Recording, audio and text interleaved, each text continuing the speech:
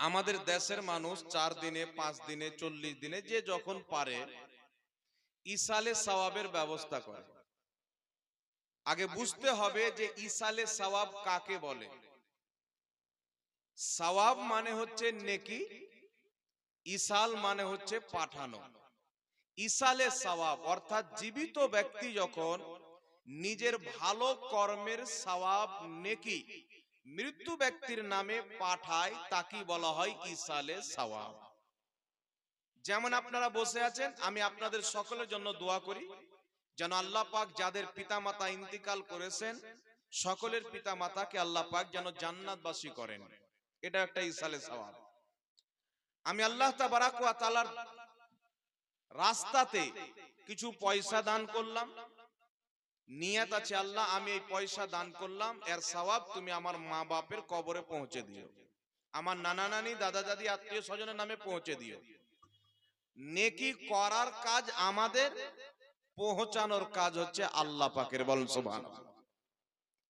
এখন দেখতে হবে বিরাদর ইসলাম, বর্তমান জামানাতে সমাজের মধ্যে কিছু লোক দেখতে পাওয়া যায়, তিনাদের বক্তব্য হলো যে মানুষ যদি মারা যায় তো মরা গরু কি আর চারা খায়?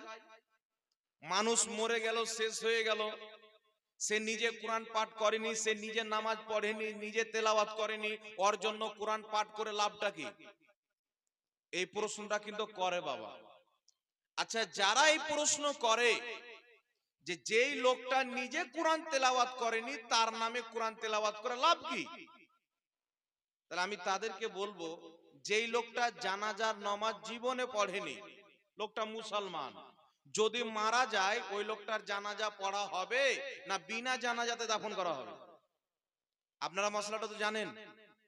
একটা লোক জীবনে কওরির জানাজার নামাজ পড়েনি, লোকটা কিন্তু মুসলমান, তাহলে ওই লোকটা যদি মারা যায় তাহলে গ্রামের লোক কি বলবে যে ও কওরির জানাজা পড়েনি, তো ওর জানাজা পড়ে লাভ কি? তাহলে আশপাশের লোক সবাই বলবে কি, পাড়া প্রতিবেশী গ্রামবাসীর লোকেরা বলবো যে এই লোক, এদের সমাজের লোক হচ্ছে মূর্খ জাহিল। বলছে কেন? বলছে ও না হলে ভুল করেছে, তুই কোন দিমাগওয়ালা যে ডবল ভুল করছিস? বুঝতে পারছেন কথা আমার? তো কেউ যদি ভুল করে তাই আমিও ভুল করব, এটা কিন্তু মুসলমানের কর্তব্য না। আমি মারা গেলাম, গ্রামের লোক মরছে, কেউ দোয়া করছেন না, তাই আপনি মারা যাবেন তো লোক বলবে ও যখন করে দোয়া করেনি তা আমরা কেন ওর জন্য দোয়া করব? তো শরীয়ত এটাকে পছন্দ করে না। শরীয়ত কাকে পছন্দ করে?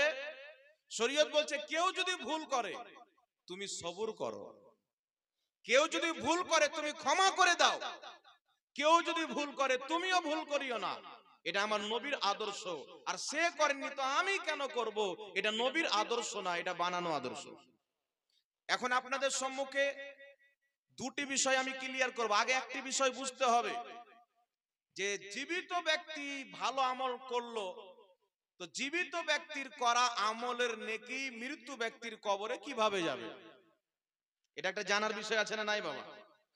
একটি কথা মনে রাখবেন বাবা, সর্বপ্রথম আমরা যে মৃত্যু ব্যক্তির জানাজার নামাজ পড়ি, এই জানাজার নামাজটাও হচ্ছে মৃত্যু ব্যক্তির জন্য এক প্রকারের একটি দোয়া। এই জানাজার নামাজ কমপ্লিট দোয়াও না, কমপ্লিট নামাজও না। কারণ যদি শুধু দোয়া থাকতো তাহলে কিবলার দিকে মুখ করা শর্ত থাকতো না, দাঁড়িয়ে করা শর্ত থাকতো না। যদি শুধু নামাজ থাকতো তাহলে মৃত্যু ব্যক্তির জন্য যে আমরা দোয়া করি না, কি বলেন, রুকু সাজদা হয় কি হয় না নামাজে?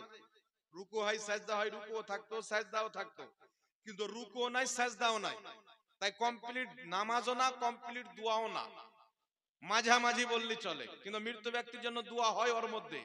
সুতরাং জানাজার নামাজ যে যখন আমরা মৃত্যু ব্যক্তির নামে দোয়া করি, এর মানে মৃত্যু ব্যক্তির জন্য দোয়া করলে মৃত্যু ব্যক্তি উপকৃত হয়, তার কারণে ইসলামে জানাজার নামাজ রাখা হয়েছে। কথাটা বুঝতে পেরেছেন বাবা? এইবার চলে আসেন, জীবিত ব্যক্তি যদি কোনো ভালো আমল করে তার নেকির সওয়াব মৃত্যু ব্যক্তির নামে ইসাল করে, তাহলে সেই সওয়াব মৃত্যু ব্যক্তির কবরে যাবে কি যাবে না? সর্বপ্রথম আমরা দেখব রাসূলে কায়নাত সাল্লাল্লাহু আলাইহি ওয়া আলিহি ওয়াসাল্লামের হাদিস দেখব যে আমার নবীর জামানাতে কেউ এই রকম কাজ করেছেন না করেননি। সর্বপ্রথম রাসূলে কায়নাত সাল্লাল্লাহু আলাইহি ওয়াসাল্লাম থেকে একটি হাদিস, হাদিসের কিতাবের নাম হচ্ছে আবু দাউদ শরীফ, হাদিসের সনদ হচ্ছে সহিহ। যেই হাদিসকে লামাযহাবিদের গুরু আলবানী পর্যন্ত সহিহ বলেছেন। হাদিসটি কি?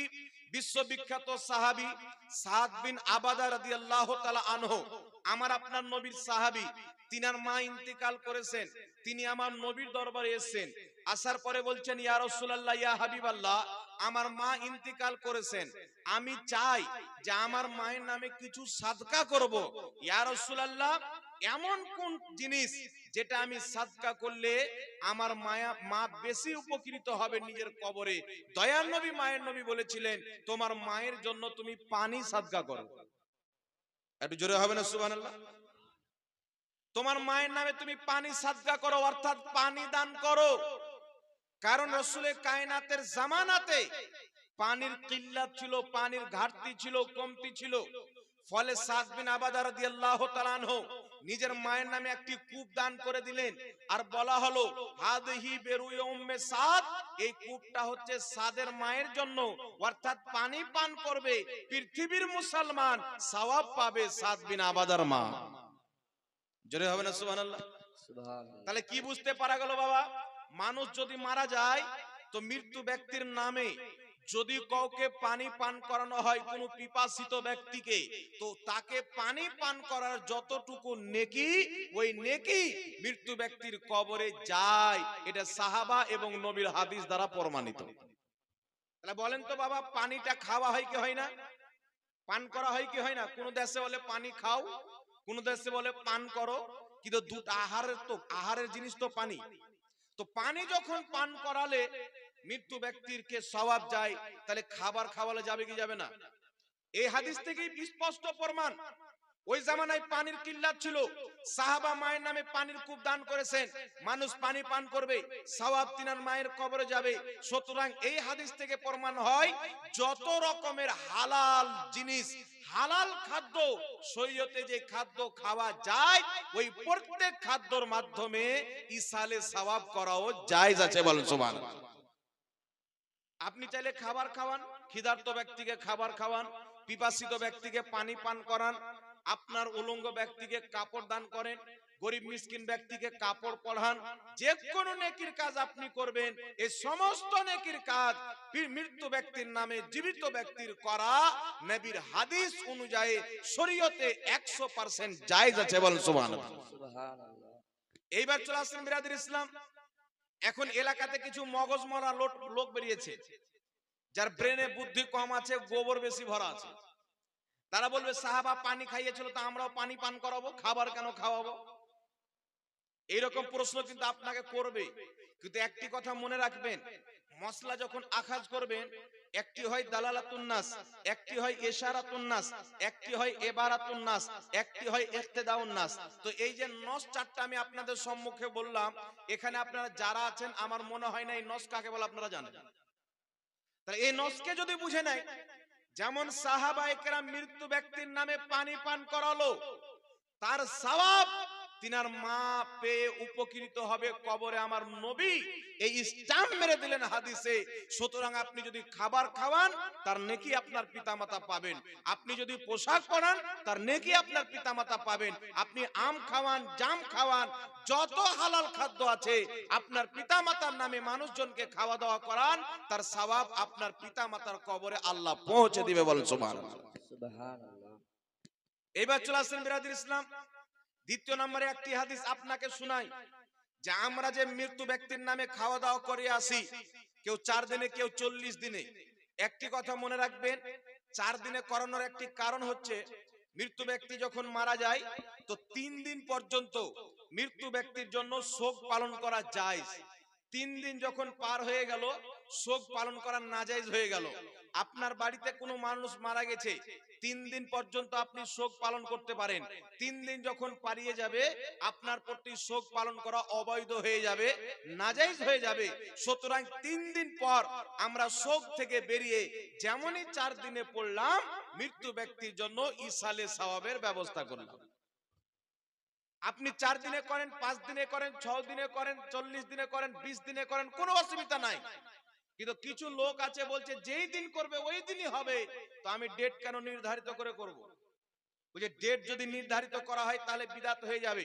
কিন্তু পৃথিবীর ইসলামের কোন স্কলার এই কথা বলেননি যে কোনো ভালো কাজে, জায়েজ কাজে যদি তুমি ডেট ফিক্স করো তাহলে জিনিসটা নাজায়েজ হয়ে যাবে।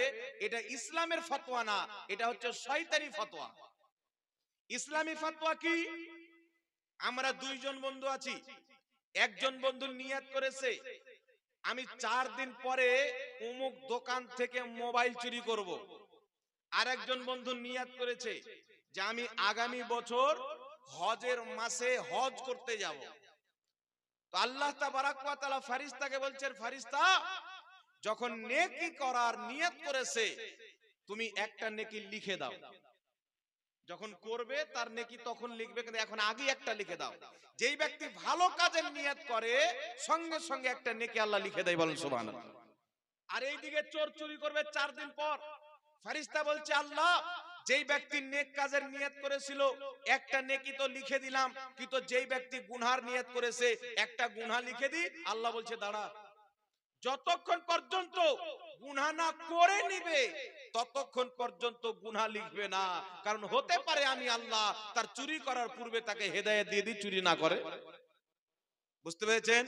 তো যদি কোনো বান্দা নেকির কাজে নিয়ত করলো আগামী বছর হজ করতে যাব, 1 টাকা দান করব বা অমুক কিছু করব, কিন্তু ওই ডেটটা আসলো কাজটা করলো না, তো ফেরেশতা বলছেন নেকিটা মিটিয়ে দি। আল্লাহ বলছে আমি যেটা দিয়ে দিই মিটাবের প্রয়োজন নাই। আর এইদিকে গুনহার নিয়ত করেছে, গুনাহ করতে গেল করলো না, তার গুনাহ লেখা হলো না, যখন করে ফেলবে তারপরে গুনাহ লেখা হবে। তাহলে ডেট করাতে নিয়ত করাতে লাভ আছে না নাই বাবা? এখন কোন ব্যক্তি যারা বলে ডেট করে করা যাবে না, আমি এটা চ্যালেঞ্জ করে বলি বিনা ডেট করে পৃথিবীতে কিছু করা যাবে না। আমার নবীর হাদিস পড়েন, সাহাবার হাদিস পড়েন, আল্লাহর নবী সাল্লাল্লাহু আলাইহি সাল্লাম এবং সাহাবায়ে কেরাম নিজের জিন্দেগিতে কোনোদিন কোন মাদ্রাসার উন্নতি কল্পে জালসার ডেট ফিক্স করে তারিখ ফিক্স করে করেননি। কোন জালসা তিনারা ডেট ফিক্স করে করেননি। তাহলে আজকে যারা বলে ডেট ফিক্স করে 40 করা যাবে না, চাহরম করা যাবে না, এই দাড়িওয়ালা শয়তানদের জালসা ডেট ফিক্স করে হয় কি হয় না? 1 মাস আগে হেমবে ছাপাই কি ছাপাই না? তাহলে ওয়ার জুতা ওয়ার গালি পড়ে, তার জুতা তারই গালে পড়লো। তুমি যদি তোমার ফতোয়াকে মানো, যেই ফতোয়া তুমি দিয়েছো তো ডেট করিও না, হঠাৎ করে জালসা লাগিয়ে দাও, হারাম হয়ে যায়।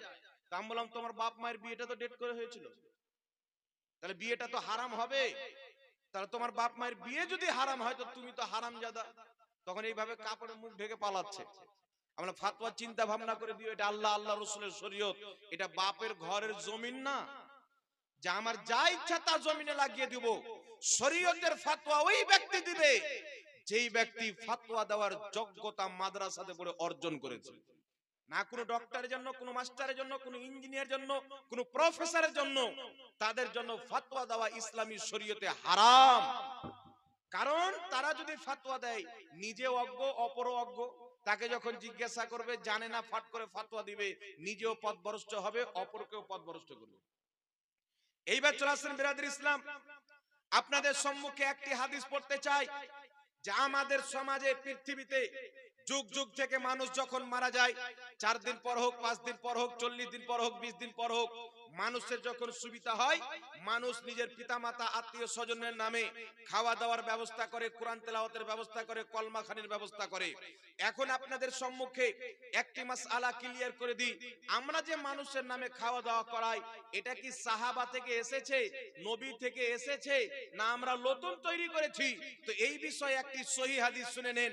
950 বছর পূর্বের লেখা কিতাব হিলিয়াতুল আউলিয়া, ইমাম আবু নঈম আসবাহানী রাহমাতুল্লাহ আলাইহি, এই কিতাবের মধ্যে সহিহ সনদে হাদিস নিয়েছেন ইমাম জালালউদ্দিন সিউতি রাহমাতুল্লাহ আলাইহি নিজের কিতাব আল হাবিলিল ফাতাওয়ার 230 পৃষ্ঠার মধ্যে সহিহ সনদে হাদিস নিয়েছেন। হাদিসটি উল্লেখ করে বলেছেন ওয়া রিজালুহু রিজালুস সহিহ, এই হাদিসের প্রত্যেকটা বর্ণনাকারী সহিহ। তিনি বলছেন সাহাবায়ে কেরামের জামানায় এবং তাবেঈনদের জামানায় যখন কোনো মানুষ মারা যেত, তিনি বলছেন সাহাবায়ে কেরাম ফাকানু ইস্তাহিবুনা আইয়াতামা আনহুম তিলকাল আইয়াম, সাহাবায়ে কেরাম ওই মৃত্যু ব্যক্তির জন্য 7 দিন পর্যন্ত মানুষকে খাওয়া দাওয়া করাতেন। জোরে বলেন সুবহানাল্লাহ। সুবহানাল্লাহ। কতদিন পর্যন্ত খাওয়া দাওয়া করাতেন? সাহাবায়ে কেরাম এবং তাবেঈনগণ 7 দিন পর্যন্ত মৃত্যু ব্যক্তির নামে মানুষকে খাওয়া দাওয়া করাতেন। এখন যদি কোনো গাঁজাখোর গাধা যদি এসে বলে মৃত্যু ব্যক্তির নামে খাওয়া দাওয়া করানো হারাম, ওই খাবার খাওয়াও হারাম, তাহলে সে সাহাবার দিন মানলো না ইহুদির দিন মানলো? কার দিন মানলো? ইহুদির দিন মানলো। যেই মৌলবি বলছে 40-এ চারমের খাওয়া দাওয়া করা হারাম, ওই মৌলবি ফতোয়া দিচ্ছে যত রকমের পশু পাখি জীবজন্তুর মাংস খাওয়া হালাল, ওই সমস্ত পশু পাখির পেশাব এবং পাখানাও হালাল। আচ্ছা বলেন তো বাবা, মুরগির মাংস খাওয়া জায়েজ না না জায়েজ? জি। তো এই যে কিছু আহলে হাদিস নামের লোক বের হয়নি, লেডিস নামাজি, এরা বলে যত রকমের জানোয়ার আছে, এদের কিতাব হাদিয়াতুল মাহদি, এদের বড় ইমাম ওয়াহিদুজ্জামান লিখেছে এই কিতাবের মধ্যে যে গরু ছাগল পশু পাখি যত রকমের পশু যাদের মাংস খাওয়া হালাল, তাদের পাখানাও হালাল, তাদের পেশাবও হালাল। তাহলে বলেন তো বাবা, মুরগির মাংস খাওয়া হালাল না হারাম? তাহলে মুরগির মাংস আমরা খাবো, পাখানাটা ওরা খাবে নাকি বলেন? মাংস আমরা খাবো, পেশাবটা ওরা খাবে। সুতরাং যেই ব্যক্তি সাহাবায়ে কেরাম যে খাবার মৃত্যু ব্যক্তির নামে করিয়েছেন খেয়েছেন, ওই খাবারকে হারাম বলবে, ওদের জন্য গু খাওয়াটাই যথেষ্ট, ওটাই ঠিক। হালাল খাবার ওদের জন্য হালাল না। তাই বিরাদর ইসলাম, সাহাবায়ে কেরাম মৃত্যু ব্যক্তির নামে তাবেঈনগণ 7 দিন পর্যন্ত খাওয়া দাওয়া করেছেন মানুষজনকে, তাহলে আমরা খাওয়া দাওয়া করাতে পারি কি পারি না? তার কারণ এটা যুগ যুগ থেকে চলেছেন, হঠাৎ করে কেউ তৈরি করে দেননি। নবী পাক সাল্লাল্লাহু আলাইহি সাল্লামের সাহাবার জামানা থেকে, এমন কি যে নবীর জামানাতেও সাহাবায়ে কেরাম মৃত্যু ব্যক্তির নামে পানি পান করেছেন, কূপ দান করেছেন। এই সমস্ত হাদিসকে সামনে রেখে যুগ যুগ থেকে মুসলমান পিতার নামে মাতার নামে 4 দিনে হোক 40 দিনে হোক বছরে হোক মা বাপের নামে মানুষকে খাওয়া দাওয়া করায়, তার কবরে নেকি পাঠায়। জোরে বল সুবহানাল্লাহ। সুবহানাল্লাহ। কিছু বক্তা বেরিয়েছে, আপনার বর্তমানের দিকে একটা পোল্ট্রি মুরগি বক্তা আছে, জি, এ বলছে এতই যে মৃত্যু ব্যক্তির নামে খাওয়া দাওয়া করা হারাম, আরেক জালসাতে বলছে যে যদি খাওয়া দাওয়ার এত ইচ্ছা থাকে আমার মাদ্রাসাতে দিয়ে দিবে। এক জালসায় বলছে মানুষকে খাওয়া দাওয়া করানো হারাম, আরেক জায়গায় বলছে আমার জালসা আমার মাদ্রাসাতে দিয়ে দিবে। তাহলে মানুষকে যদি খাওয়া দাওয়া করানো হারাম হয়, তাহলে ওর মাদ্রাসায় কি কুত্তা বিল্লি পড়াশোনা করে? জি। এদের চরিত্র, এরা হলো মুনাফিক, এদেরকে চিনেন। এরা যতই হারাম বলুক, ডাকিয়েন ভাদর মাসের কুত্তার মতন খাবে, মানুষের মতন খাবে না। হারাম বলবে, দাওয়াত দেন কুকুরের মতন খাবে। আপনাদের ওই পাড়ার একটা বাড়িতে এসেছিলাম আমি, মিলাদের 40 মিলাদ ছিল, তো দেখছি ওই জালি টুপিওয়ালা মৌলবি গুলো এসে আগে বসেছে আর খাচ্ছে, আর এমন ভাবে খাচ্ছে যেমন মরা গরু মরে গেলে কুকুর টেনে টেনে খায় না, ওই রকম খাচ্ছে। তুই হারাম বলছিস তো খাচ্ছিস কেন? লজ্জা লাগে না? হারাম বলবো তো খাবো কেন? এটা তো মুনাফিকের চরিত্র। তাহলে সুন্নাত ওয়াল জামাত এদের মধ্যে মুনাফিকই না, সাহাবায়ে কেরাম মৃত্যু ব্যক্তির নামে খাইয়েছে, খাওয়াচ্ছেন, আমরা কিয়ামত পর্যন্ত নিজেও খাবো, মানুষকেও খাওয়াবো। বল সুবহানাল্লাহ। সুবহানাল্লাহ। যদি সাহাবায়ে কেরাম বিদাতি থাকে তো আমরাও বিদাতি, যদি সাহাবায়ে কেরাম মুসলমান থাকে তো আমরাও মুসলমান, না কি বলেন? তো সাহাবায়ে কেরামের চাইতে বড় মুসলমান কেউ আছে? জি। একজন ব্যক্তি আমাকে প্রশ্ন করেছে, মোবাইলে লিখে পাঠিয়েছে, হুজুর হযরতে মা ফাতেমা ইন্তেকাল করেছেন, তো হযরতে আলী কি 40 চাহরম করেছেন? আবু হানিফা করেছেন, ইমাম শাফি করেছেন, ইমাম আহমদ বিন হাম্বল করেছেন, তারপরে ইমাম মালিক করেছেন। মানে কয়েকজন ইমামের নাম গনিয়ে বলছে ইনারা কি মানুষ মারা গেলে ইনারা কি খাওয়া দাওয়া করিয়েছেন? তো আমি ওকে এই হাদিসটা দিলাম যে সাহাবায়ে কেরাম 7 দিন পর্যন্ত খাওয়া দাওয়া করিয়েছেন। বলছে ইনারা করিয়েছেন কিনা নাম নিয়ে বলেন। আমি বললাম আচ্ছা বলো তো হযরতে আলী সাহাবী না সাহাবী না? বলেন তো আপনারা, সাহাবী না সাহাবী না?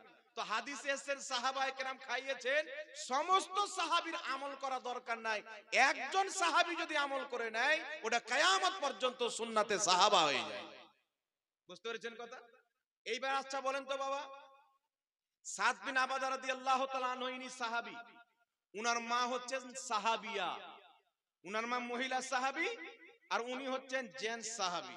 তাহলে সাহাবিয়া তো অলরেডি জান্নাতি, যে নবী পাককে ঈমানের চোখে দেখলেন, ঈমানের চোখে ইন্তিকাল করলেন, ঈমানের শহীদ। উনি হচ্ছেন জান্নাতি। তাহলে সাদ বিন আবাদার মা তো জান্নাতি, উনার নামে ইসালে সাওয়াবের প্রয়োজন কি ছিল? তো সাদ বিন আবাদা এই জন্য করেছেন যে কিয়ামত পর্যন্ত যে মুসলমান হবে সবাই তো আমরা সাহাবীর মতন জান্নাতি হয়ে যাবে না, কেউ গুনহগার হবে, কেউ বদকার হবে, কেউ শিরকার হবে। তো আমি ওই মৃত্যু ব্যক্তির জন্য ইসালে সওয়াব করার নবী পাকের কাছে অনুমতি নিয়ে একটা রাস্তা বের করে দিলাম যে যখন তোমাদের মা মারা যাবে, বাপ মারা যাবে, আত্মীয় স্বজন মারা যাবে, আমার মতন মা বাপের নামে পানি পান করাবে, খাবার খাওয়াবে। বল সুবহানাল্লাহ। সুবহানাল্লাহ। এইবার চলে আসেন বিরাদর ইসলাম, মৃত্যু ব্যক্তির নামে কোরআন তেলাওয়াত করা যাবে কি যাবে না? একটা প্রশ্ন এসেছে, একটু পরে উত্তর দিচ্ছি, আরো যদি করে প্রশ্ন থাকে ফাটাফাট দিয়ে দিই। মৃত্যু ব্যক্তির নামে কোরআন খানি করা যাবে কিনা, কলমা খানি করা যাবে কি যাবে না? একটু লক্ষ্য করে শুনতে হবে বাবা। আচ্ছা বলেন তো, আল্লাহর মাখলুকে সর্বশ্রেষ্ঠ কারা? গাছ আল্লাহর সৃষ্টি, পশু আল্লাহর সৃষ্টি, চন্দ্র সূর্য আল্লাহর সৃষ্টি, সারা পৃথিবী আল্লাহর সৃষ্টি। আল্লাহর সৃষ্টির সেরা কারা? মানব জাতি। আশরাফুল মাখলুকাত কারা? আমরা আপনারা মানব জাতি। চাঁদ চাইতে উত্তম, সূর্য চাইতে উত্তম, পশু পাখি চাইতে উত্তম, গাছ গাছালি চাইতে উত্তম। অর্থাৎ আল্লাহর সৃষ্টিতে সর্বশ্রেষ্ঠ হচ্ছে মানব জাতি, তাই না? কথা ক্লিয়ার তো? No doubt. এবার আমার দিকে ধ্যান দেন। আল্লাহর সৃষ্টিতে সর্বশ্রেষ্ঠ হচ্ছে মানুষ। একটি হাদিস আপনাদেরকে শোনাচ্ছি, তিরমিজি শরীফের মধ্যে হাদিস, বুখারীর মধ্যেও সম্ভবত হাদিসটি রয়েছে। হাদিসটি একেবারে সহিহ, আজ পর্যন্ত কেউ এই হাদিসকে দুর্বল বলেনি, সবাই সহিহ মানে। হাদিসটি কি? আমার আপনার নবী সাল্লাল্লাহু আলাইহি সাল্লাম একটি রাস্তা দিয়ে চলছেন, চলতে চলতে হঠাৎ করে এক জায়গায় দাঁড়ালেন যেখানে দুটি কবর ছিল। দয়ার নবী মায়ের নবী বললেন এই দুটি কবরে আযাব হচ্ছে। সাহাবায়ে কেরাম বললেন ইয়া রাসূলুল্লাহ, ইয়া হাবিবাল্লাহ, কি কারণে আযাব হচ্ছে? দয়ার নবী মায়ের নবী বললেন একজন পেশাবের ছিটা থেকে বাঁচছিল না, আরেকজন ব্যক্তি এক অপরের চুগলি করত, তার কারণে দুইজনের কবরে আযাব হচ্ছে। এখানে কটা জিনিস প্রমাণ হলো বাবা? সাহাবা বলছেন হুজুর কি কারণে আযাব হচ্ছে? কবরে আযাব হচ্ছে এটাও আমার নবী জানেন, কি কারণে আযাব হচ্ছে এটাও আমার নবী জানেন। জোরে বলেন সুবহানাল্লাহ। এবার চলে আসেন বিরাদর ইসলাম, বলেন তো কবরের মধ্যে যে আযাব হচ্ছে এটা গায়েবের খবর না প্রকাশ্য খবর? গায়েব না? কি কারণে আযাব হচ্ছে এটাও গায়েব। তো আমার নবী এখনো যদি কেউ বলে যে গায়েব জান না, তাহলে ওর মতন ছাগল কেউ আছে দুনিয়াতে? গায়েব না জানলে তো ও নবী হতে পারে না। গায়েব নবী হওয়ার জন্য গায়েব জানা শর্ত। গায়েব যদি না জানে তো ও নবী হতে পারে না। আর নবী শব্দের আবেদানিক অর্থই হলো গায়েবের সংবাদদাতা। বলেন সুবহানাল্লাহ। দয়ার নবী মায়ের নবী বললেন দুটি কারণে আযাব হচ্ছে। একজন পেশাবের ছিটা থেকে বাঁচছিল না, আরেকজন ব্যক্তি চুগলি করত, তার কারণে তাদের কবরে আযাব হচ্ছে। রাসূলে কায়নাত বলছেন সাহাবী একটি খেজুরের ডানা নিয়ে এসো। সাহাবী খেজুরের ডানা নিয়ে আসলেন, আমার আপনার নবী দুই ভাগে বিভক্ত করে দুটি কবরে রেখে বললেন যতদিন পর্যন্ত এই খেজুরের ডানা পাতা কাঁচা থাকবে ততদিন পর্যন্ত এদের কবরের আযাবে কমতি থাকবে। জোরে বল সুবহানাল্লাহ। সুবহানাল্লাহ। আমার আপনার নবী যদি দোয়া করে দিতেন আল্লাহ এদের গুনাহ মাফ করে জান্নাতি করে দাও, তাহলে চিরস্থায়ী জান্নাতি হয়ে যেতেন। কিন্তু আমার আপনার নবী বললেন যতদিন পর্যন্ত এই খেজুরের ডানা কাঁচা থাকবে ততদিন পর্যন্ত তাদের আযাবে কমতি থাকবে। কারণ কি? ইমাম বদরুদ্দিন আইনি রাহমাতুল্লাহ আলাইহি বুখারী শরীফের সারা উমদাতুল কারীর মধ্যে বলেছেন কারণ হচ্ছে যে এই যে খেজুরের ডানা যতদিন পর্যন্ত কাঁচা থাকবে আল্লাহর তাসবিহ পাঠ করবে, তার পাঠ করা তাসবিহর সওয়াব মুর্দা কবরে পাবে, ফলে মুর্দার কবরের আযাবে আল্লাহ কমতি করে দিবে। জোরে বলেন সুবহানাল্লাহ। কি করে দিবে? কমতি করে দিবে। তাই আল্লাহ পাক কোরআনে বলছেন সাব্বাহা লিল্লাহি মা ফিস সামাওয়াতি ওয়াল আরদ, জমিন আসমানে যা কিছু আছে আমি আল্লাহর তাসবিহ পাঠ করে। তাহলে কি বুঝতে পারলেন? যদি একটা খেজুরের ডানা খেজুরের পাতার তাসবিহ পাঠ করাতে মৃত্যু ব্যক্তির কবর আযাবে কমতি হয়ে যায়, আশরাফুল মাখলুকাত কলমা পাঠ করবে, তাসবিহ তাহলিল পাঠ করবে, যাকে কলমা খানি বলা হয়, তারা আল্লাহর কলমা পাঠ করবে, মানব জাতির পাঠ করা কলমার সওয়াব মৃত্যু ব্যক্তির কবরে যাবে, ফলে মৃত্যু ব্যক্তির আযাব আল্লাহ বন্ধ করে দিবে। বল সুবহানাল্লাহ। সুবহানাল্লাহ। আর একটু জোরে হবে না সুবহানাল্লাহ? সুবহানাল্লাহ। এই জন্য বদরুদ্দিন আইনি বলেছেন যখন গাছের পাতার তসবিহ পাঠ করাতে মুর্দার কবর আযাবে কমতি হয়ে যায়, তো মানুষ যখন তসবিহ পাঠ করবে, কোরআন তেলাওয়াত করবে, মৃত্যু ব্যক্তির কবর আযাবে অবশ্যই আল্লাহ কমতি করবে। জোরে বলেন সুবহানাল্লাহ। তাই ইমাম বদরুদ্দীন এই হাদিসের সারাতে বলেছেন, সুতরাং যেই ব্যক্তি কবর জিয়ারত করতে যাবে, কবরে গিয়ে কোরআন তেলাওয়াত করা হচ্ছে মুস্তাহাব নেকির কাজ। একটু জোরে বলতে হবে সুবহানাল্লাহ। সুবহানাল্লাহ। একটি হাদিস আর আপনাকে শুনিয়ে দিই। হাদিসের কিতাবের নাম হচ্ছে মাজমাউজ জাওয়াইদ, লেখকের নাম হচ্ছে ইমাম হাইসামি রাহমাতুল্লাহ আলাইহি। ইমাম হাইসামি রাহমাতুল্লাহ আলাইহি হাদিসটিকে উল্লেখ করে সহিহ বলেছেন। হাদিসটি কি? বিশ্ববিখ্যাত তাবেঈ হযরতে লজলজ রাহমাতুল্লাহ আলাইহি তিনার পিতা থেকে বর্ণনা করছেন। তিনি বলছেন, আমার পিতা যখন ইন্তিকাল করবেন, তিনার পিতা হচ্ছে সাহাবী, তিনি যখন ইন্তিকাল করবেন, বলছেন আমার পিতা আমাকে নসিহত করলো, বেটা আমি যখন মারা যাব, আমার কবরের পাশে মাথার সাইডে সূরা বাকারা পাঠ করবে। এটা আমি নবী পাক থেকে শুনেছি। জোরে বলেন সুবহানাল্লাহ। অর্থাৎ আমার নবী বলেছেন যে মৃত্যু ব্যক্তির কবরের পাশে গিয়ে তোমরা সূরা বাকারা পাঠ করবে। আরেকটি হাদিসের মধ্যে আছে মৃত্যু ব্যক্তির কদমের দিকে সূরা বাকারার শুরু অংশ, আর মৃত্যু ব্যক্তির মাথার সাইডে সূরা বাকারার শেষ অংশ পাঠ করবে। এটা সহিহ হাদিস দ্বারা প্রমাণিত যে মৃত্যু ব্যক্তির জন্য কোরআন তেলাওয়াত করা এবং কবরে জিয়ারত করতে গিয়ে কোরআন তেলাওয়াত করা, এটা সুন্নাতে সাহাবা, আমার নবীর মারফু হাদিস দ্বারা প্রমাণিত। জোরে বল সুবহানাল্লাহ। সুবহানাল্লাহ। এইবার চলে আসেন বিরাদর ইসলাম, আনসার সাহাবায়ে কেরাম ছিলেন। আনসার সাহাবার জামানাতে যখনই কোনো ব্যক্তি মারা যেত, আনসার সাহাবায়ে কেরাম ওই মৃত্যু ব্যক্তির কবরের পাশে গিয়ে কোরআন তেলাওয়াত করতেন। তাহলে সাহাবায়ে কেরামের চাইতে এখন কিছু দাড়িওয়ালা ঘুমটাওয়ালা ইহুদি মৌলবি বেরিয়েছে। তারা বলতে চায় যে কবরে গিয়ে কোরআন তেলাওয়াত করা যাবে না, মৃত্যু ব্যক্তির নামে কোরআন পাঠ করা যাবে না। আল্লাহর কসম খেয়ে বলি বিরাদর ইসলাম, এটা নবীর দিন না, এটা সাহাবার শরীয়ত না, এটা ইহুদির শরীয়ত প্রচার করে। কিন্তু নবীর শরীয়ত হচ্ছে, সাহাবার শরীয়ত হচ্ছে মৃত্যু ব্যক্তির কবরস্থানে গিয়ে কোরআন তেলাওয়াত করা যায়, মৃত্যু ব্যক্তির জন্য বাড়িতে কোরআন তেলাওয়াত করা জায়েজ আছে। জোরে বলুন সুবহানাল্লাহ। এইবার চলে আসেন বিরাদর ইসলাম, আমি আপনাদের সম্মুখে একটি ফুকাহায়ে কেরামের ফতোয়া শোনাই।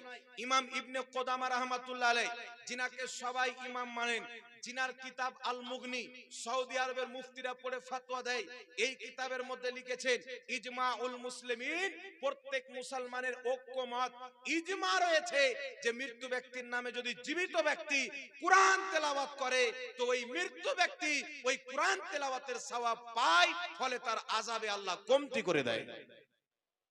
একটু জোরে হবে না সুবহানাল্লাহ। সুবহানাল্লাহ। ইমাম ইবনে কুদামা 700-800 বছর পূর্বে লিখছেন যে সমস্ত মুসলমানের ইজমা আছেন, আর তিনি বলছেন যুগ যুগ থেকে মুসলমান, শহরের হোক, দিহাতের হোক, কাসবার হোক, গ্রামের হোক, যেখানকারই হোক না কেন, তারা মৃত্যু ব্যক্তির নামে কোরআন তেলাওয়াত করে। জোরে বল সুবহানাল্লাহ। মানুষকে ডেকে। এইবার চলে আসেন বিরাদর ইসলাম, বর্তমান জামানায় কিছু লামাযহাবী বেরিয়েছে। তারা বলে মৃত্যু ব্যক্তির নামে কোরআন তেলাওয়াত করা যাবে না। এদের দলিল কিছু নাই। মৃত্যু ব্যক্তির নামে কোরআন তেলাওয়াত করা যাবে না, এই মর্মে একটা যদি দলিল দিতে পারে, আমি 5 লক্ষ টাকা পুরস্কার দেব। কিয়ামত পর্যন্ত পারবে না, কিন্তু মৃত্যু ব্যক্তির নামে কোরআন তেলাওয়াত করা যাবে, এটা সাহাবায়ে কেরাম থেকেও সহিহ হাদিস আছে। আমার নবী নিজেই বলেছেন। জোরে বলুন সুবহানাল্লাহ। নবী পাক বলেছেন তোমরা মৃত্যু ব্যক্তির জন্য কোরআন তেলাওয়াত করবে। এবার চলে আসেন বিরাদর ইসলাম, একটা চাবি পাওয়া গেছে, করে থাকলে নিজের মোটরসাইকেলে।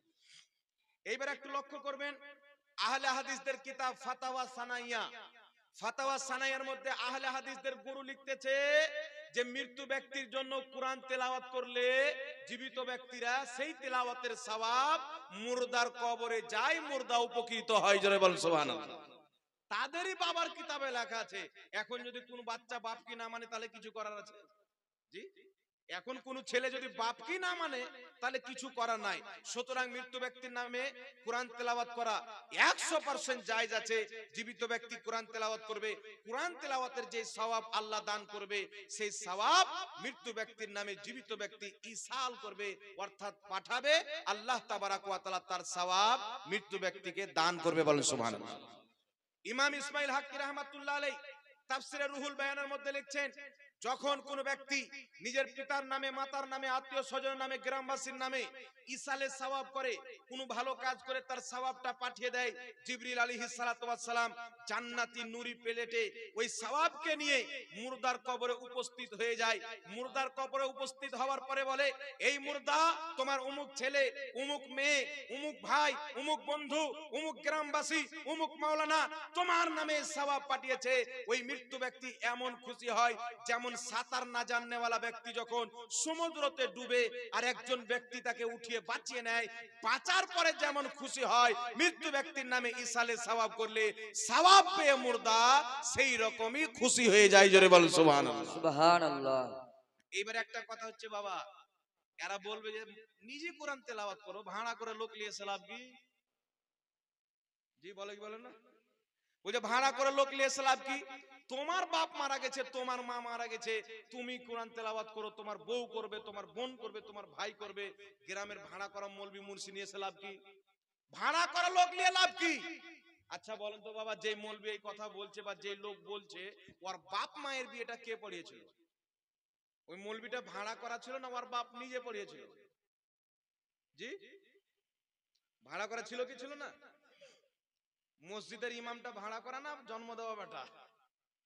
ভাড়া করেন না? মাদ্রাসার যত শিক্ষক আছে আপনাদের কালোপুরে সবাইকে কি আপনাদেরই ছেলে না ভাড়া দিয়ে নিয়েছেন? যারা বলে ভাড়া করে লোক দিয়ে পড়িয়ে লাভ কি, ও বেটাদের মাদ্রাসায় মৌলবিগুলো কারা? নোট নেই কি নেই না মাসে? তো মসজিদের যে ফরজ নামাজ, ইমানের পরে সর্বপ্রথম ফরজ নামাজ, ওই নামাজ বেটা ভাড়া করা ইমাম দিয়ে হয়।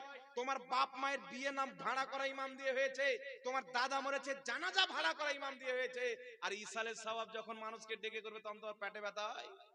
তো ইসালের সওয়াব যদি ভাড়া করা লোক দিয়ে হারাম হয়, তাহলে তোমার মা বাপের বিয়েটা 100% হারাম। তাহলে মা বাপের বিয়ে যদি হারাম হয় তো ব্যারাম উঠে যাবে, বাচ্চাটা কি হবে ভেবেলেন আপনি? চিন্তা করেন। তাহলে এইগুলো সব গাঁজাখোরদের ফতোয়া। এক মুসলমান অপর মুসলমানের ভাড়া করা হয় না।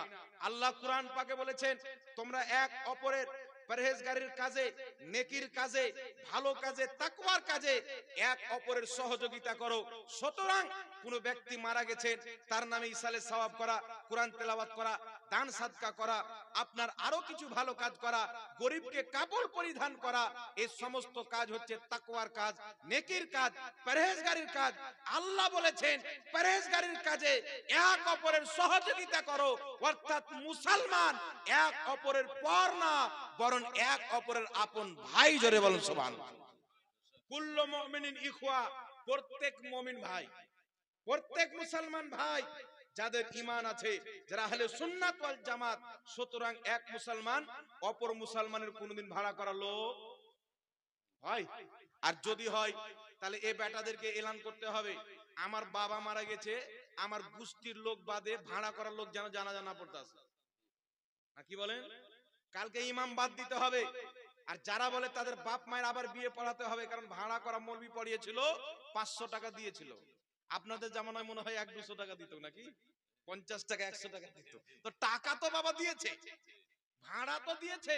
তাহলে যত লোক বলে, যারা নিজেকে দেওবন্দি বলুক আর আহলে হাদিস বলুক, আমি তাদেরকে বলবো, বেটা তোমাদের বাপ মায়ের বিয়েটা পড়িয়ে দাও, তোমাদের ফতোয়া অনুযায়ী বিয়েটা গিয়েও। না কি বলেন? তাহলে বিয়ে যদি গিয়ে হয়ে যায় তাহলে দ্বিতীয়বার পড়াতে হবে কি হবে না?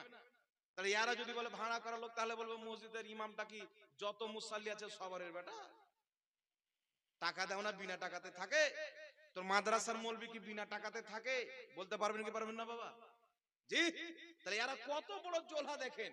ব্রেনে যদি গু ভরা না থাকতো তাহলে ইসালে সওয়াবের ভাড়া করা লোকের আগে মসজিদটা সাফ করতো। আল্লাহ হেদায়েত দান করুক, সকলে বলুন আল্লাহুম্মা আমিন। এইবার একজন ফোন করে বলছে যে একটা বক্তা বলেছে আপনার এই যে জলঙ্গের দিকে আছে সিস্টার বিমল দাসের বেটা তিরঙ্গা দাস, এ এক জায়গাতে মালদাতে গিয়ে বলেছে, ওর বিপরীতে আমাকে ডেকেছিল জবাব দেওয়ার জন্য। মালদাতে গিয়ে এক জায়গায় বক্তব্য দিচ্ছে যে আমাদের দেশের যুগ যুগ থেকে হিন্দুদের কেউ যদি মারা যায় তারা মাংস ভাত করে, মিষ্টি করে, দহি করে, পোলাও করে। সেইগুলো থেকে শিখে শিখে আমরা 40 আছে আরম্ভ করতে আরম্ভ করি। তো আমি ওকে একটা উত্তর দিয়েছিলাম, এইগুলো লোকের জন্য আমার উত্তর হচ্ছে যে আবু লাহাব যখন মরেছিল 40 আছে আরম্ভ হয়নি। আবু জেহেল মরেছে, ইসালে সওয়াব হয়নি। উতবা, সাহেবা, ইয়াজিদ, যত ওয়াহাবি, যত আপনার লামাযহাবিদের গুরু আছে, যত কাফির মারা গেছে, তাদের নামে কোনোদিন কোনো ইসালে সওয়াব, দোয়া, খায়ের, খাওয়া দাওয়া, পানি পান করা কিছুই হয়নি।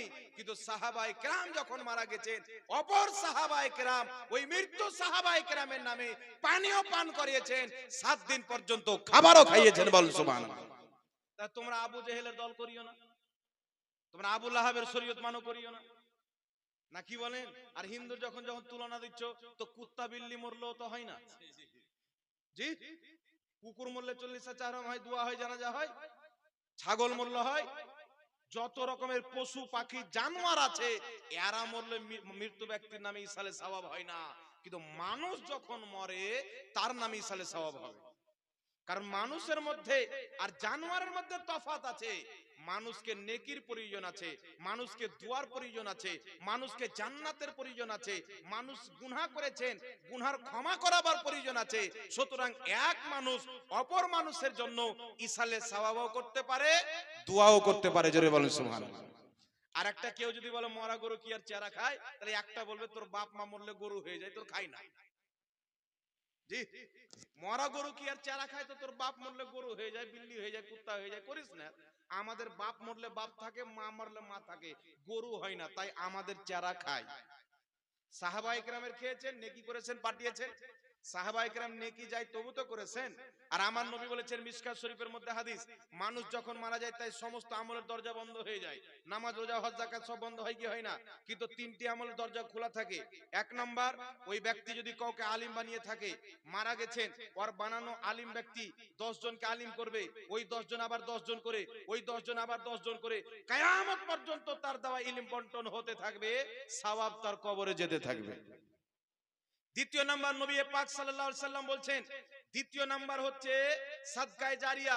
মসজিদ তৈরি হয়েছে, মাদ্রাসা তৈরি হয়েছে, আপনি মারা গেছেন, টাকা দিয়ে মসজিদ বানিয়েছেন, যতদিন মসজিদ থাকবে, আপনি মারা গেছেন, আপনার কবরে সওয়াব যেতে থাকবে। আরেকটা হচ্ছে ওয়ালাদুস সালেহ, নেক সন্তান, আপনি মারা গেছেন, আপনার জন্য চোখের পানি ফেলে দোয়া করবে, আপনার নামে দান করবে, আপনার নামে সাদকা করবে, আপনার নামে গরিবকে খাওয়াবে, আপনার নামে মানুষজনকে দাওয়াত দিয়ে খাওয়া দাওয়ার ব্যবস্থা করবে, যারা কোরআন পড়তে জানে তাদেরকে ডেকে কোরআন তেলাওয়াত করাবে, গরিবদেরকে কাপড় পরাবে, আপনার নামে যত নেকির কাজ করবে আপনার ছেলে মেয়ে, সমস্ত নেকি আল্লাহ আপনার কবরে পৌঁছে দিবে। বলেন সুবহানাল্লাহ। তার কারণে মৃত্যু ব্যক্তির নামে সওয়াব চাই। আল্লাহ পাক বুঝার তৌফিক দান করুক। সকল